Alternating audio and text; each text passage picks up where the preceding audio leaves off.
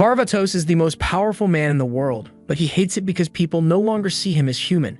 He had hoped to change that by losing miserably to show everyone that he's just a regular human, but there are no enemies strong enough to kill him at this age, so that plan would never work. Furthermore, he is racked with guilt over his dear friend Lydia, whom he killed, so he decides to just reincarnate himself because he is sick of his current life. However, trucks don't exist in this world yet, so he had to bust out the old rope and step stool combo to get the job done. After reincarnating, he is reborn as Ard Meteor, an average boy in the countryside with above-average skills, and since he is no longer the feared demon lord of the past, he is sure people will be able to approach him without worrying for their lives. However, he's pretty much a weirdo, so no one wants to talk to him regardless. So he decides to try his luck against the final boss and approaches a group of girls on the street.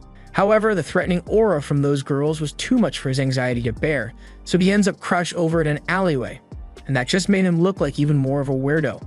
He's about to give up and let them go, but then he remembers that the worst she can say is no, so he works up the courage and declares that he wants to be friends with the girls. But they all just frantically started running away from him, and on that day, Ard discovered that there are many things worse than a no. Ard decides to go let out some of his frustrations by destroying part of the forest's ecosystem, and a little while later, Ard is sulking in front of his house when Olhide comes over to check on him. He asks him what's wrong, so Ard explains that he hasn't been able to make any friends no matter what he tries, and it's starting to get to him. Olhide understands that making friends can be hard, so he advises Ard that people will like him more if he is nice, and Ard takes those words to heart and goes out to try making friends again. This time, he tries to show the kids how nice he is by being overly courteous and inviting, but as expected, all the boys and girls he goes up to run away from him in fear. Ard gets upset again and decides to vent some of his frustrations by committing some monster genocide. And once he has calmed down a little, he decides to head home, but before he does, he hears the voice of a little girl in the woods. He uses magic to fly over and check on what's going on, and to his surprise, he finds a little girl in the forest fighting an ancient wolf. He wonders why she would be wasting her time fighting a mere ancient wolf, but then he realizes that she must be killing monsters to relieve stress just like him. After she kills the wolf, she notices Ard watching her, and Ard doesn't want to come off as a weirdo again, so he politely introduces himself to her and simply asks her if she wants to be his friend. To his surprise, Irina doesn't immediately flee, so he thinks he might actually have a chance here, but a few seconds later, Irina yells that he could never be her friend and runs away. Ard is getting sick of rejection, so he chases after Irina to ask her why she doesn't want to be friends. Irina runs back to her father, who happens to be Olhide, but before she could explain what happened, Ard shows up, and he is elated to learn that since Olhide is best friends with his parents, that means he has free reign to annoy Irina for as long as it takes until she becomes his friend. Irina thinks he is a creep, so Ard tries to change her opinion of him by telling her he learned all kinds of stuff about her from her father. Like the fact that she likes roses and the exact number of moles she has on her body, but that just makes her think he's even creepier. After a couple of months of this, one day, Irina is out in the forest killing monsters to vent her frustration, and Ard followed her here because he wants to spend time with her, but Irina just runs away from him as usual. Since nothing has worked so far, Ard tries to think of a new strategy in his room, but that same night, the village is thrown into chaos because monsters are attacking. Ard heads out and is about to use magic to kill the goblins, but before he gets the chance, his father jumps out in front of him and uses his sword to cut them down. Ard asks his father why all of this is happening, so his father explains that the dungeon core is acting up, so monsters have started spilling out into the village. Just then, Olhide runs up and he looks really worried because Irina hasn't come home yet. The last time he saw her, she was running into the woods, and as he says that, Ard realizes that he's the reason she's missing because she was trying to get away from him. He wants to fix his mistake, so he immediately activates his flight magic and takes off to go find Irina, and both Olhide and Ard's father are left wondering when Ard learned how to use flight magic. Meanwhile, Irina has been cornered by a large group of sentient goblins, and they are pretty pissed at her because of all the monsters she has killed for no reason, so they're gonna do what goblins do. The big one even offers to give her the chance to call for help to make this more fun, but Irina says she has no friends, so she has no one to ask for help. Thus, she gives up and starts waiting for her inevitable death. But before the goblins could do anything, Ard activates a mega barrier around her and sends them all flying. He then proceeds to blow up each and every one of the remaining goblins until Irina is safe, and afterwards, he goes to check on her. But even though Ard just saved her, Irina yells at him because she never asked for his help. She was perfectly fine with letting herself be killed because she's sick of living a life of isolation and betrayal.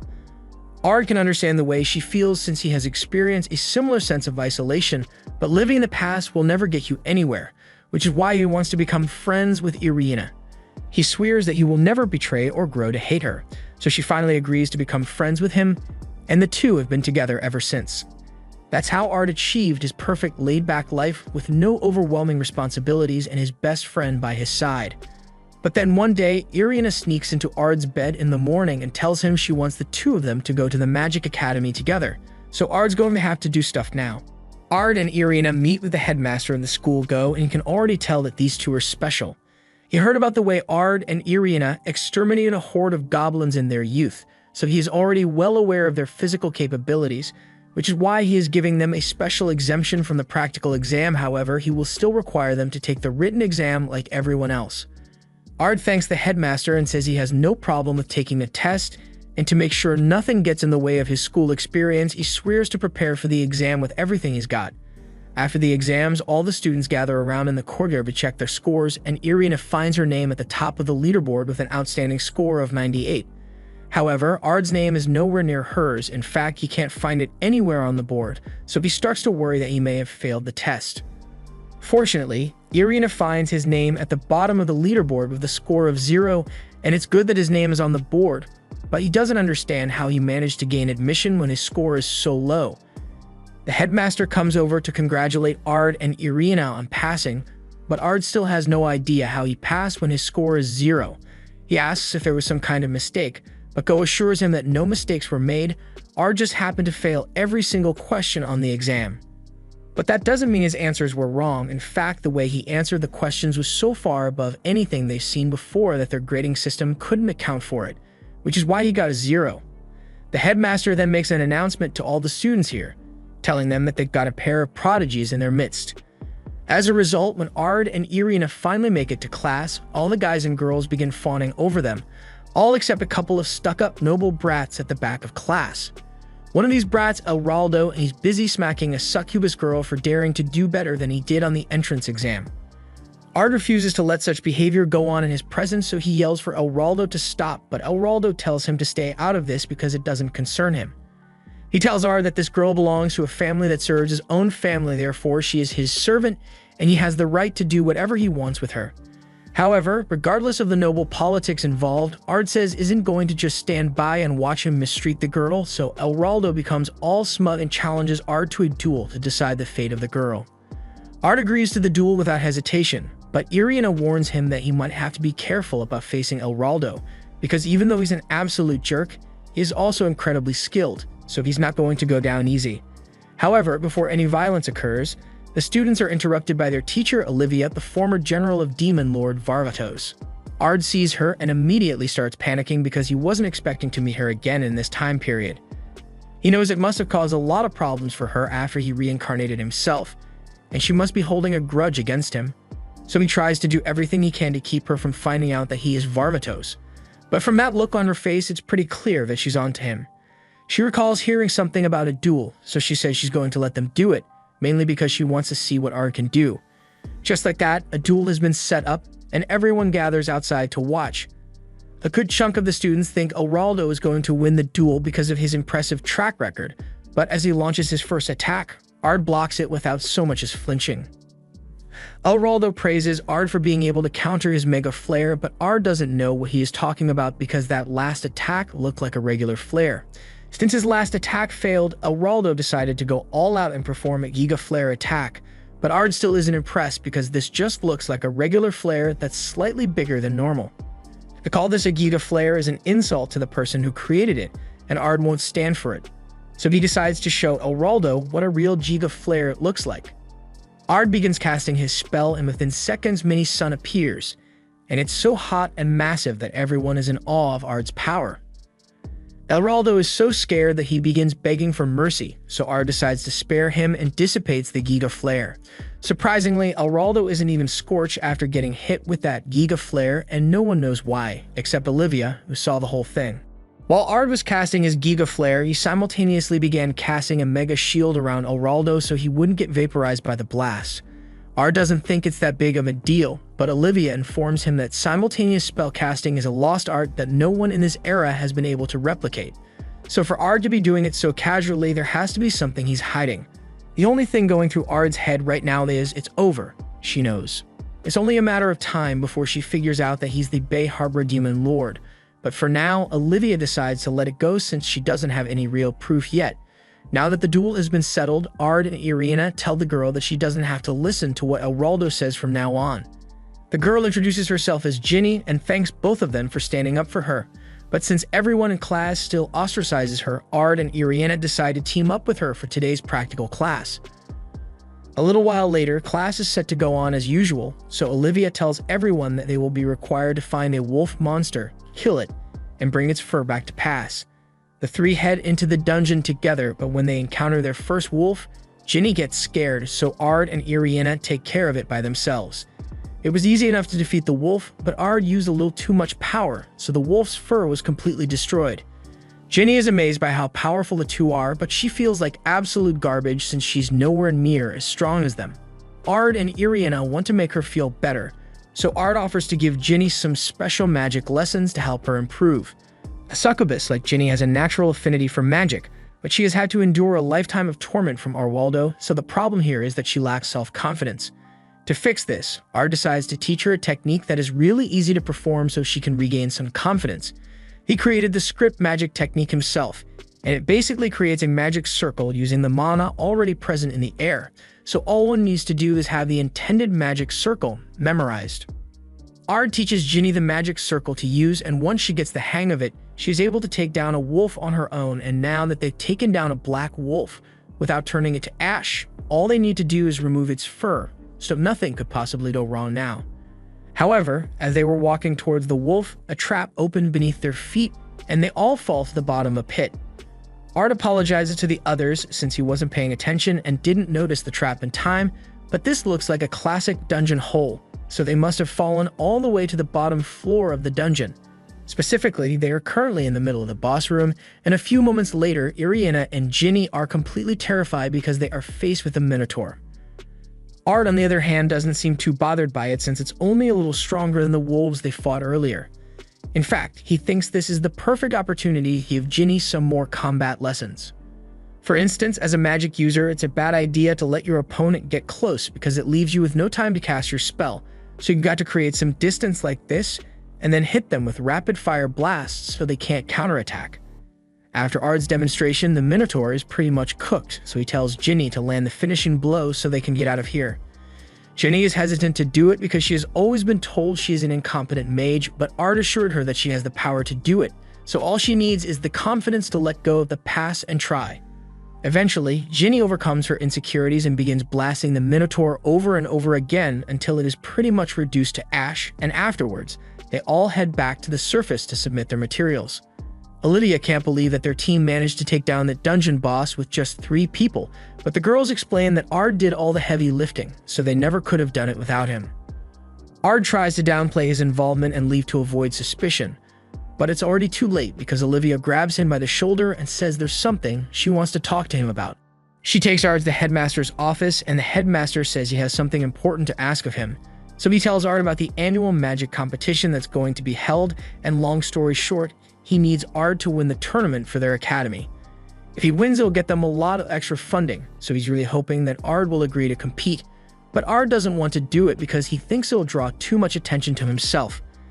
However, he doesn't want to outright refuse because he's worried the headmaster might get mad and expel him in retaliation, so he says he will consider it. While leaving the headmaster's office, he runs into Ginny, and she asks him if he's willing to go on a date with her later today. Ard takes a moment to contemplate what she means by a date, and once he realizes she's talking about a romantic engagement, he is tempted by her abundant personality. However, he refuses to let himself start fantasizing about Ginny, so he decides to turn her down immediately. However, he takes a look at Ginny's face, and he doesn't want to disappoint her, so he ends up agreeing to the date after all. Ginny is really happy that he agreed to the date, but all of a sudden, Irina shows up and steps in front of Ard because she can't let Ginny steal him from her. So she says she's going to join them on their date. To Irina's surprise, Ginny says she has no problem with Irina coming on the date because she never planned on having Ard alter herself. In fact, she's advocating for Ard to get as many girlfriends as possible, but that would mean more competition for Irina, so she strictly forbids it. The next day, Ard and Irina meet up with Ginny in town, and since today is their first official date, she suggests that they should watch a play together. Ard doesn't mind the idea at first, but then he realizes what the play is about, and all of a sudden, he's dying of cringe in his seat. The play is about his life as Varmatos, and while watching, Ginny and Irina begin to press up against his arm, so Ard has to use every ounce of will in his body to stay calm. After the play, Ginny begins leading everyone to a place where they can get some food, but along the way, Ard and Irina overhear a conversation in a dark alley about some masked men plotting to harm the queen. They obviously aren't just going to let that happen, so they start chasing after the group and follow them into the sewers. When they turn around the corner, Ard spots a massive magic circle on the wall, and he immediately realizes that this whole thing was a setup. Just then, more masked men appear behind them and threaten to kill them if they move, but Ard doesn't seem too bothered by their threat. For one, the fact that they set a trap and didn't immediately kill them means that their goal is just to kidnap them. The leader of the masked men admits that Ard is right, but they only have one target that they must keep alive, so they are allowed to kill anyone else. The man then casts a fire spell and engulfs Ard in flames, but such weak spells could never harm Ard, so he simply brushes it off and casts a lightning spell to destroy the magic circle on the wall. Now, whatever they were planning won't work anymore, so Ard proceeds to shock the life out of all the men here until the only one left is the leader. He tells the leader to just give up now and tell him what he was planning, but the leader refuses to let this be the end, so he transforms, revealing himself to be a demon and blows a hole through the ceiling to escape. Ard flies after him all the way back to the surface, and in an attempt to gain the upper hand, the demon takes a little girl hostage. However, when Ard arrives, he simply uses a little illusion magic to get the girl to safety, and then proceeds to vaporize the demon. As a result of Ard's heroic deeds, he is later summoned to meet with the queen so she can reward him, but Ard isn't sure how he should approach this audience since this is his first time meeting royalty as a commoner instead of the demon king. He does his best to treat the queen with the proper respect, but Irina, on the other hand, couldn't care less about respecting the queen since the two of them happen to be old friends. Everyone in the throne room is outraged that Irina would dare to act so informally in the presence of the queen, but Rose tells them to quiet down because Irina is an old friend of hers, so she is permitted to act however she wants. Rose is glad to see that Irina is still the same as ever, but moving on, she now wants to discuss Ard's reward. Something as heroic as slaying a demon deserves adequate compensation, so as such, she asks Ard to become her husband. Ard, as well as everyone else, are stunned in silence because they can't believe what they just heard, so Queen Rose clarifies that she just wants Ard to put a baby in her. Irina absolutely refuses to let that happen, because if Ard is putting a baby in anyone, it's going to be her first. Rose can see that Irina is upset, so she says it's just a prank, bro, and says she'll reward Ard with something else. She declares that she will grant Ard the rank of a 5-point mage, but that title is a major deal and would draw a lot of attention to him. So Ard declines and says he wants something else instead. He tells Rose he would rather just have her increase the budget of the academy, and she agrees, but she's still going to give him 5-star mage status though. After Ard's recent spike in recognition, he has become a lot more popular with the ladies, to the point that a girl randomly offers to throw it back on Ard behind the school. Irina obviously doesn't let that happen and scares the girl off, but for some reason she's also mad at Ard now, and he can't figure out why. Meanwhile, in the headmaster's office, he is talking with Professor Jessica about the recent events involving Ard, and while he is glad that he convinced the queen to increase the school's budget, he is also disappointed that Ard won't be participating in the tournament. He had hoped to use it as a means to prove Ard's skill, so he could officially hire him as an instructor, but they are going to have to think of something else. Later that night, Ard is lying in bed and still wondering why Irina got mad at him when all of a sudden there's a knock at his door and it turns out to be Ginny in a nightgown. She heard about what happened earlier today, and while she doesn't mind other girls trying to seduce Ard, she also doesn't want to fall behind. So she decided to try her luck with him as well. Ard would have normally shrugged her off immediately, but Ginny uses her succubus charm, so Ard is stiff as a board and he also can't move. Ginny is about to hit first base with him, but all of a sudden, Irina bursts into the room.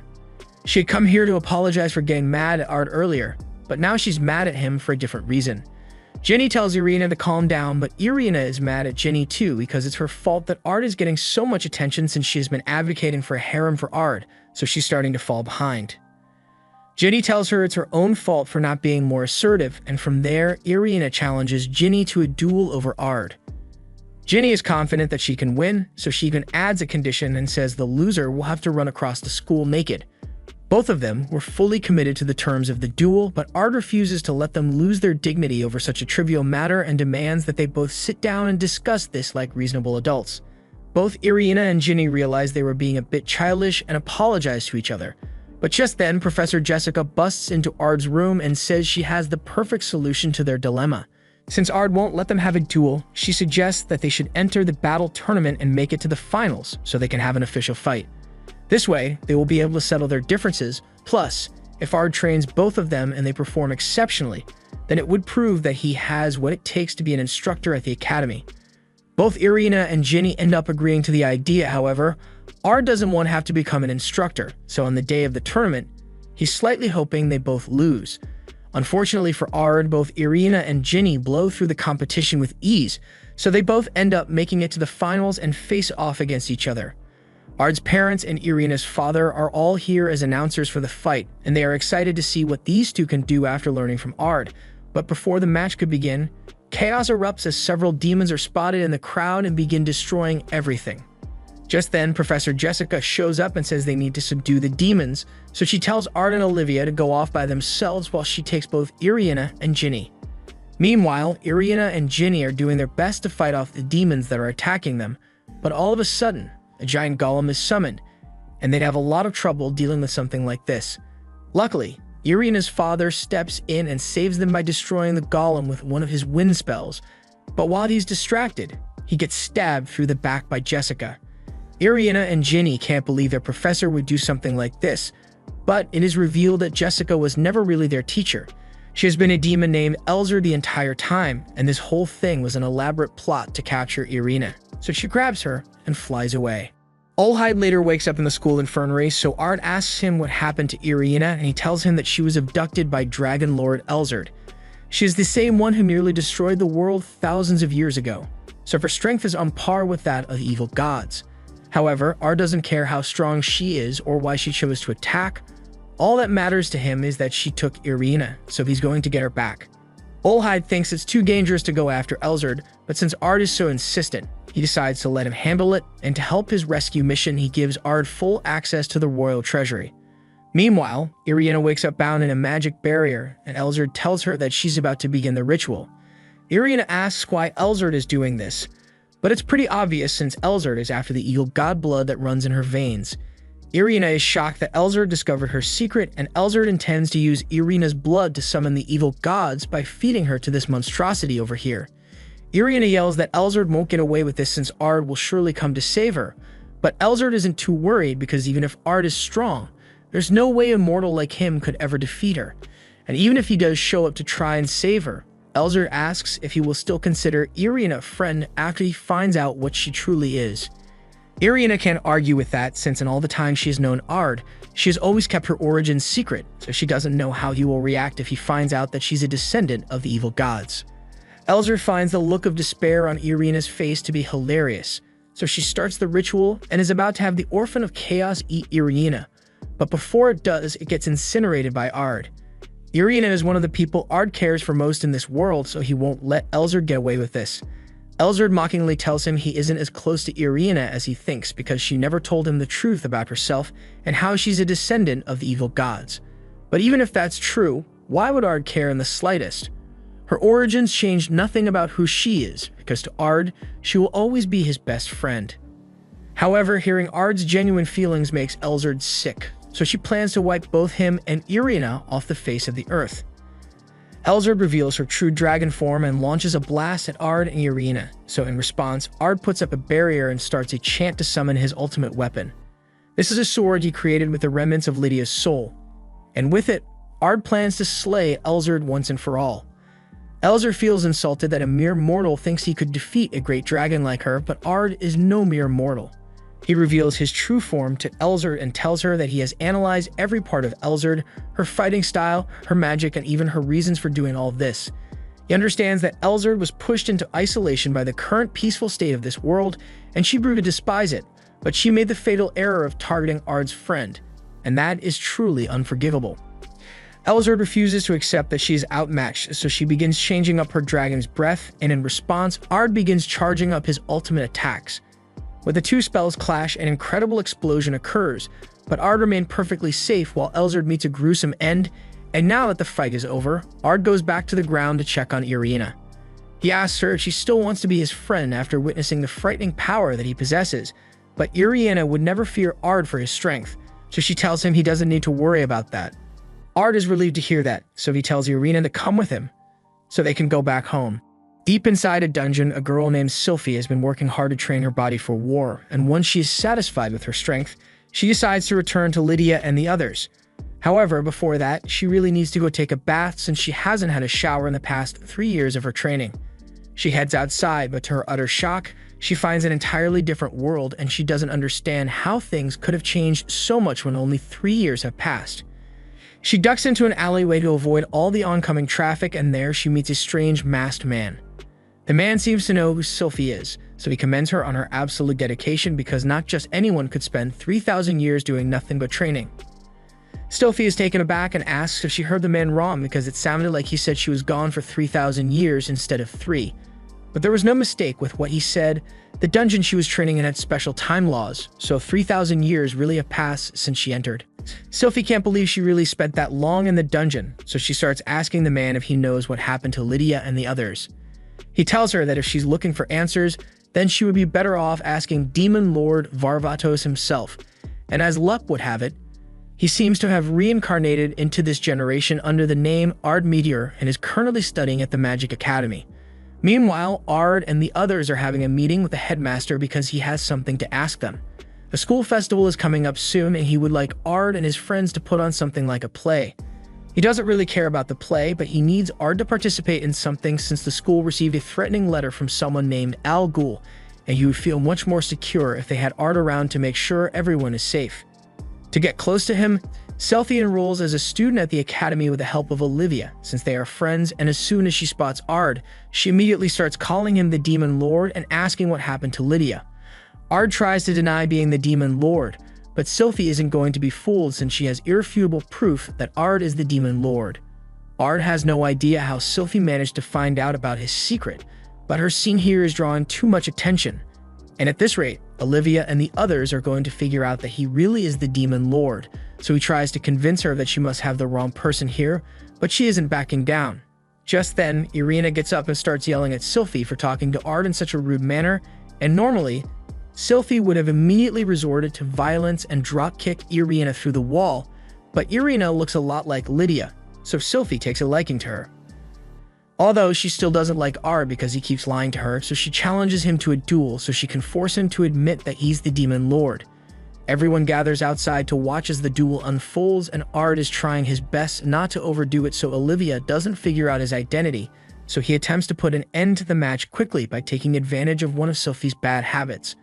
Back when he was the Demon Lord, whenever he would fight with Sylphie, she would always lean too far to the right and leave herself wide open. So Ard attempts to stab her in her side, however. All that training Sylphie did in the dungeon really paid off because she managed to counter and put pressure on Ard. Ard admits that Sylphie has grown stronger since the last time he saw her, but she's still not strong enough to beat him, so he shatters her sword and knocks her away, making him the winner of their duel. However, Sylphie refuses to accept her loss, so she tells Ard to run it back because she's not going to pull her punches anymore. She then summons her legendary sword, and Ard tries to tell her that it's not a good idea to use it here, but it's already too late because she has unleashed a devastating slash. He manages to block it, so he is perfectly unharmed, but the same can't be said for the school building or the spectators. Olivia then yells at Sylphie for being careless because that sword she just used spreads poisonous mana with every swing, so she nearly wiped out all her classmates with that last attack. Sylphie realizes she may have made a mistake, but she argues that Ard did a lot worse when he was the Demon Lord, so this isn't that big of a deal. However, Irina gets mad and tells her she should at least apologize for nearly killing them, and since Irina reminds her of her role model Lydia, Sylphie apologizes and breaks down crying because she doesn't want Irina to be mad at her.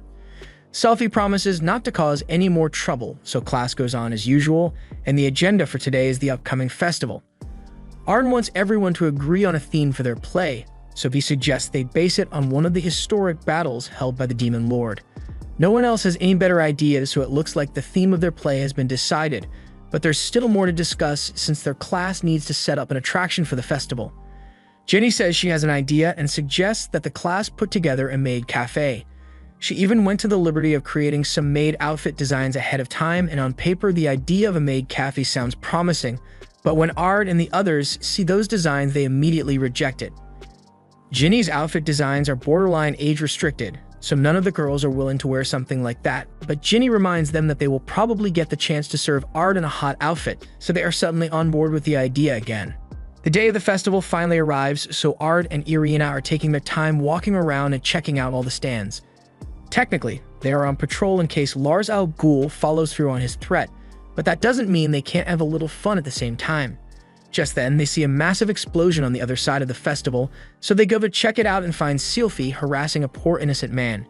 She is convinced that this man must be a demon, probably because he's bald and she's about to kill him, but Olivia stops her. The man works at Olivia's favorite restaurant and has been there for years, so she knows for a fact that he's not a demon. It's clear that she lacks the necessary brain cells to be out on patrol, so Olivia tells her to go do something else so she doesn't cause any more trouble.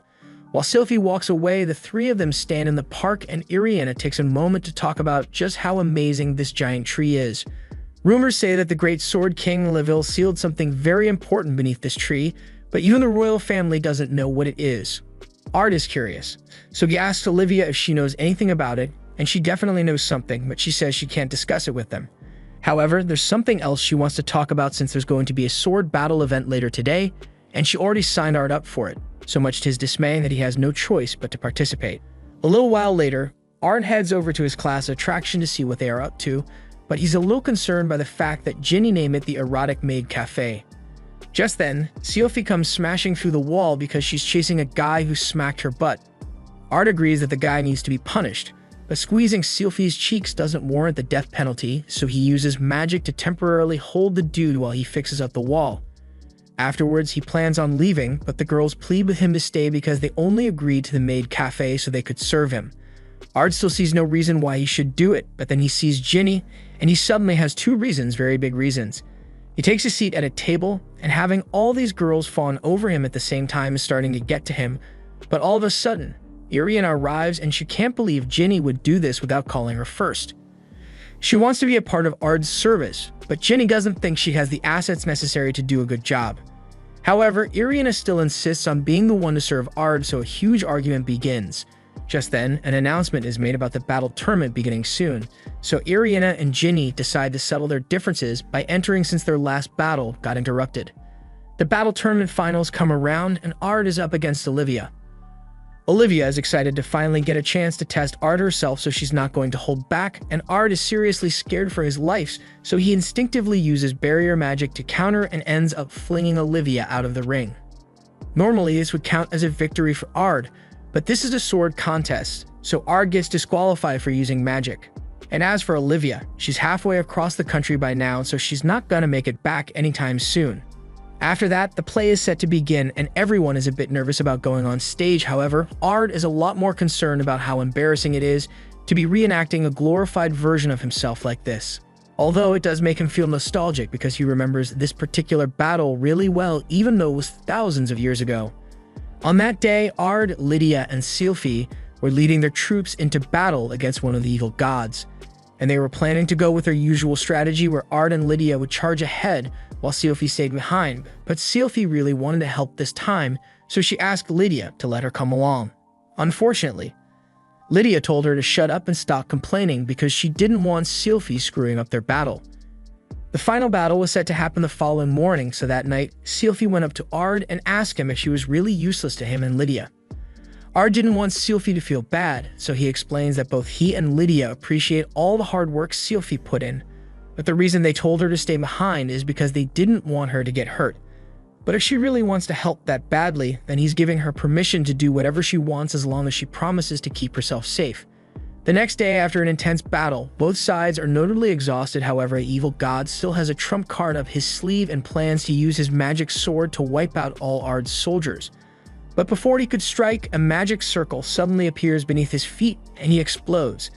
This turns out to have been the work of Sylphie, because last night she spent hours setting up traps all over the battlefield to take out the enemy.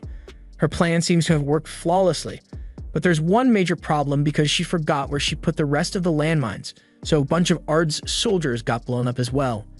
Back to the present, the play ended up going pretty well, but Irina thinks it's a bit odd that nothing bad ended up happening even after they received that threatening letter. Just then, she notices that Sylphie isn't here anymore, and that's because she ran into that man again. A lot of time passes and Ard is starting to get worried since he hasn't seen Sylphie in a long time, and that's strange behavior for her. Just then, Sylphie shows up and she's definitely acting strange because the first thing she does is tell Ard that she wants to meet him out by the holy tree later tonight.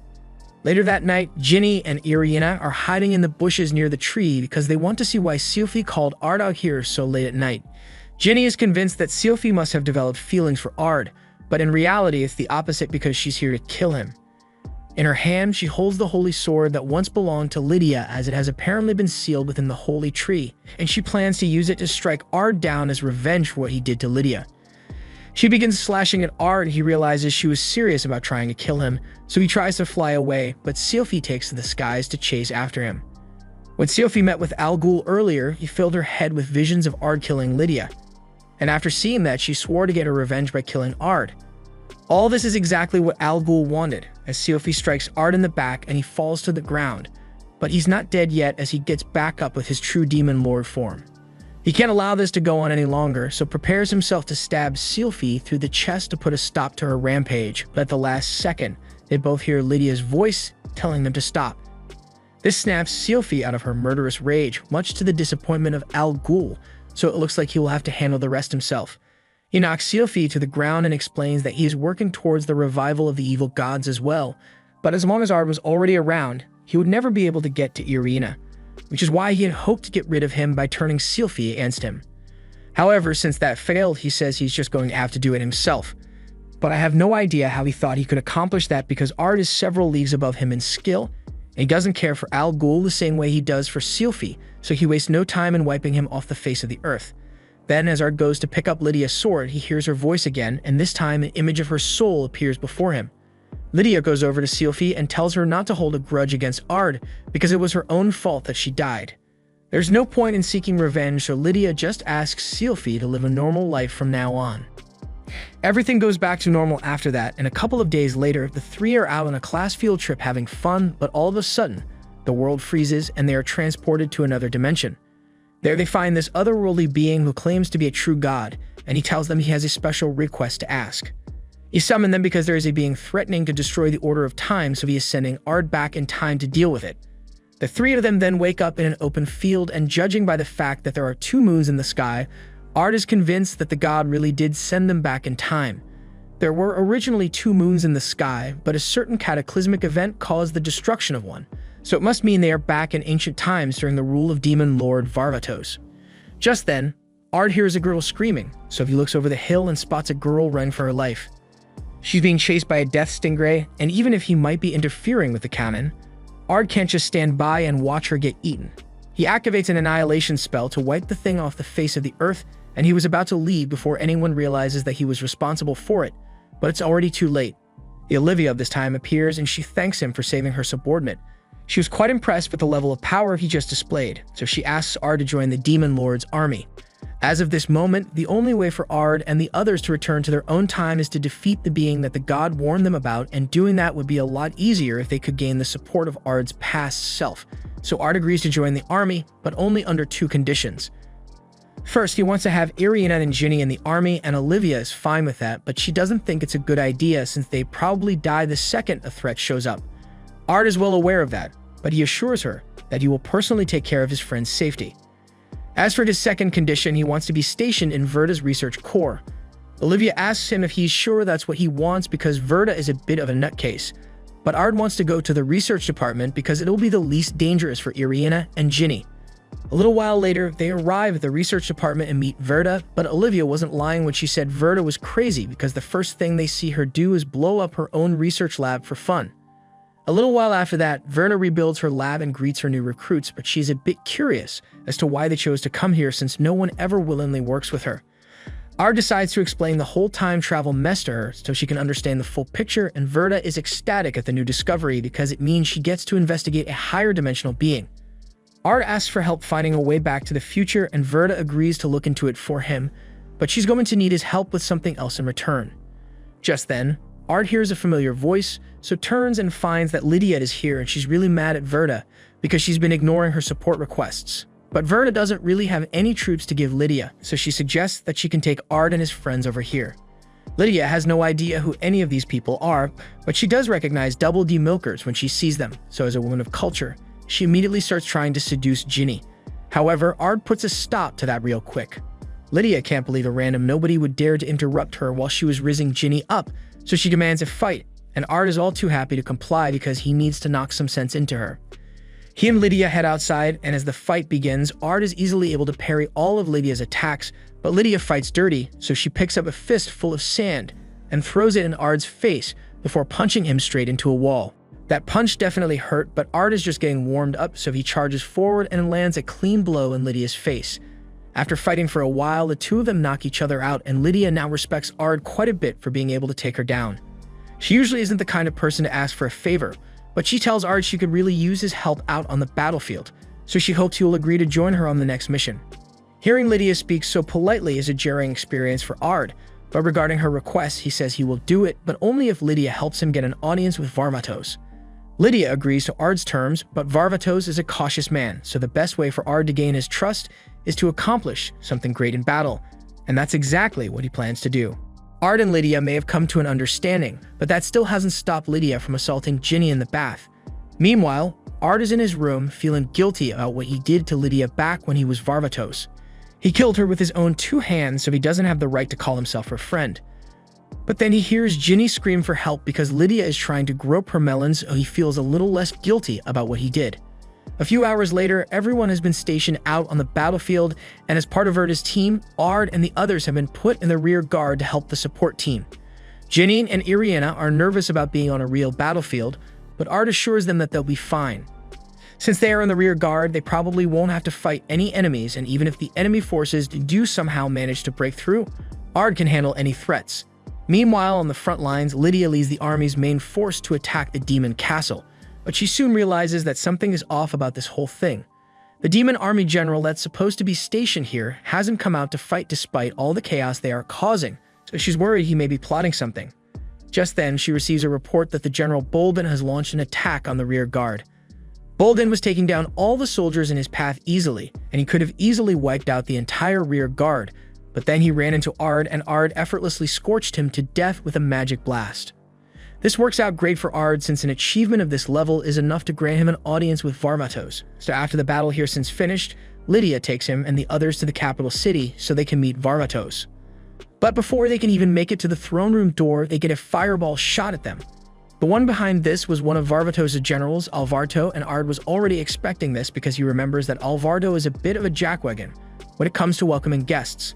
Lydia steps in front of Ard and the others and tells Alvardo to back off since these 3 are honored guests of the Lord, but Alvardo keeps insisting on attacking Ard regardless. Just then, Varvatos himself comes out because he had heard all the commotion, and he's getting sick of Alvardo's antics, so he threatens him to leave before he burns him to a crisp. After Alvardo is gone, Varvatos invites Ard and the others to come into the throne room, and once they are inside, he personally thanks Ard for his great contributions to their army. Ginny and Irina can hardly contain themselves because all their lives they've looked up to the Demon Lord, and even though they've got Ard, this version of him is much cooler. Varvatos doesn't mind them squealing in his presence, however, Varvatos has no idea why they keep calling him the Demon Lord. He has heard of that title before, but it refers to another man, and Ard is incredibly shocked to discover this. After the audience, he returns to Verda's lab to discuss what they know so far, and from what Ard just told her, Verda comes to the conclusion that this timeline must be different from the original in some way, and whoever this new Demon Lord is must have something to do with it. Ginny suggests that it might be a good idea to inform Varvatos of their time-traveling situation since he might be able to help them, but Ard knows how he'd respond, and there's no way he would believe something like that unless it came from a trusted source. So Ard plans to achieve even greater things so he can earn Varvatos' trust, and as luck would have it, there's another mission. So Ard accompanies Lydia and Sylphie, but when he asks who they will be fighting, he is shocked to hear the name Curse King Meveles. When Ard hears the name Meveles, he freezes in place because Meveles is the reason he had to kill Lydia in his past life because she got corrupted. He swears to kill Mevelis quickly so Lydia doesn't have to die in this timeline as well, but to his shock, when they arrive at Mevelis' castle, the entire place is already up in flames and Mevelis has been beheaded. But one responsible for all this is the person known as the Demon Lord of this world, and though he may have helped them by taking down Mevelis, he has no intention of working with them, so he declares war on Varvatos' army. After the Demon Lord's declaration of war on Varvatos' army, a meeting is held to discuss their next move. Naturally, since the Demon Lord declared war, then they are going to have to do the same. So Varvatos says he will be joining them on the battlefield, and in 3 days' time, they'll go to war. A little while later, Ard heads back to his room, and he's starting to worry about the state of this timeline. By now, Lydia had already been poisoned by Mevelis, but in this timeline, the Demon Lord already killed Mevelis, so Lydia is perfectly fine, and honestly, he would like to keep it that way. Just then, the Demon Lord appears in Ard's room and tells him that canon events aren't so easily overwritten, and as things stand, she is doomed to face a horrible death in one way or another. And he knows this because he has experienced it firsthand once before. The Demon Lord then reveals that he is Ard, or at least an alternate version of him. They both lived as Varvatos, lost Lydia, and reincarnated as Ard Meteor. But while our Ard got to live a good life after reincarnating, the Demon Lord suffered loss after loss until his entire existence was nothing but pain. The Demon Lord was brought here by the same god that brought Ard, so he wants to use this opportunity to make up for his greatest mistake and save Lydia's life. But to stop her from meeting her inevitable canon event, he must become this world's #1 enemy and be slain by Lydia to make her a hero. This will be his final act of atonement, and since he and Ard both lived the same life as Varvatos, he knows he must feel the same way, so he asks for his help in achieving this goal. Ard wants to do whatever it takes to make sure Lydia survives, but at the same time he is hesitant to sacrifice everything he has gained, so he doesn't know what to do. The Demon Lord can understand why Ard would be hesitant, so he says he will give him some time to think it over and asks Ard to meet him in 3 days at the ruins once he has made up his mind. A little while later, Latima comes to call Ard down for lunch, and while they walk down the halls, Ard says he has something to ask her. He asks if she's been serving Lydia for a long time now, so Latima answers that she's been a maid here for almost her entire life, and Lady Lydia is incredibly important to her. Ard asks what she would do if she found out that Lydia was in danger, but Latima cares about Lydia more than she cares about herself, so it goes without saying that she would do whatever it takes to save Lydia. Ard soon arrives at the dining hall where everyone is having their meal, but Lydia can tell that something is bothering him, so she invites him to come have some fun with her. And she's still technically his superior, so Ard is not allowed to refuse. She takes Ard out for a fun day in town, but her idea of fun involves getting down and dirty with the first girl she finds, so she and Ard just end up disagreeing and fighting until they are both exhausted on the floor. This is exactly why Ard hates going out with Lydia, but on the bright side, fighting Lydia managed to cheer him up a little.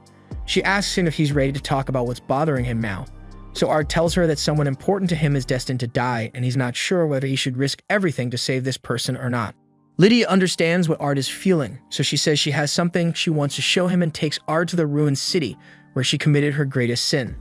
The souls of the people Lydia murdered here soon emerge from the ground solely to torment her for what she has done. So she was on to explain what happened.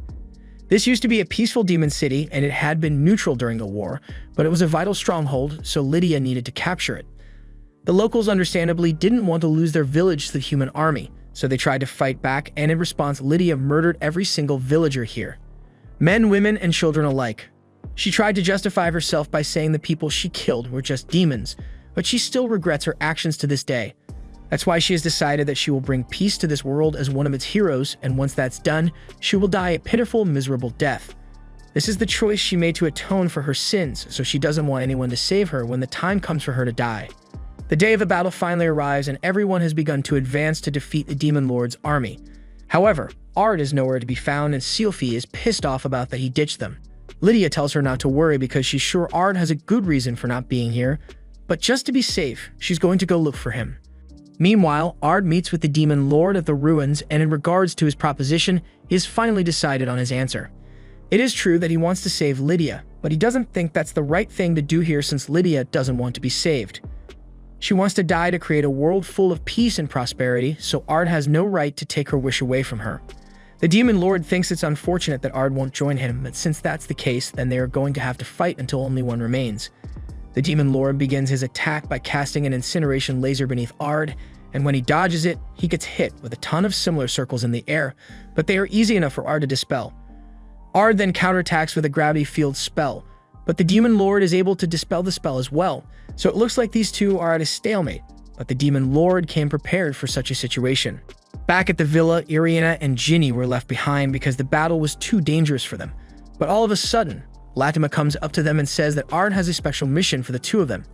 Irina and Ginny are just glad to have something to do, so they believe Latima and follow her out into the forest. There, Latima explains that the Demon Lord has a form of immortality accomplished by separating his soul from the body. A person can only die when both their soul and their body are damaged at the same times, so she says Ard needs them to sneak into the Demon Lord's castle and release the Demon Lord's soul to undo his immortality. They do as they are told and eventually locate the Demon Lord's soul, but when they attempt to destroy it, they get caught in a trap and are tied up. This whole thing was part of the Demon Lord's plan, and he even shows Ard a live video feed of the girls trapped in his basement, before asking him once more to join him in saving Lydia. Ard asks what will happen to Irina and Ginny if he doesn't listen to him, but the Demon Lord once had an Irina and Ginny of his own, so he isn't going to hurt them. This is his way of giving Ard an excuse to go against Lydia's wishes and save her. However, the Demon Lord's plan fails because Lydia shows up at the castle to rescue Ginny and Irina, and with her strength, she is easily able to wipe out every demon in there, as well as destroy the Demon Lord's soul vessel. Now the Demon Lord has lost all of his insurance policies, but he still asks Ard one last time if he is willing to join him in saving Lydia, but Ard's answer hasn't changed. Besides, he knows how the Demon Lord thinks, so he is aware that the real reason the Demon Lord is trying so hard to save Lydia is because he wants to rid himself of the guilt of killing her by dying in her place. And while that may be true, the Demon Lord sees nothing wrong with wanting to save Lydia, even if it is ultimately for a selfish reason. And since they can't agree on the right thing to do, he and Ard both summon their swords to duel each other to the death. The Demon Lord has Ard in a bad position, and is about to stab him through his chest, but all of a sudden, the soul of Lydia appears and starts holding him back because this isn't what she wants. And that interference was all Ard needed, so he takes the opportunity to stab the Demon Lord through the chest. The Demon Lord's body vanishes after he dies, and since Ard has completed the mission that God gave him, it looks like his body is going to vanish from this timeline as well. The same thing happens to Irina and Ginny, so Lydia realizes they must be going back to their time. She had heard about them being time travelers from Verda, and before they go, there's something she wants to ask. Her only goal is to pave the way for a peaceful future, so she wants to know if the future they live in is truly peaceful. Irina and Ginny assure Lydia that the future is amazing.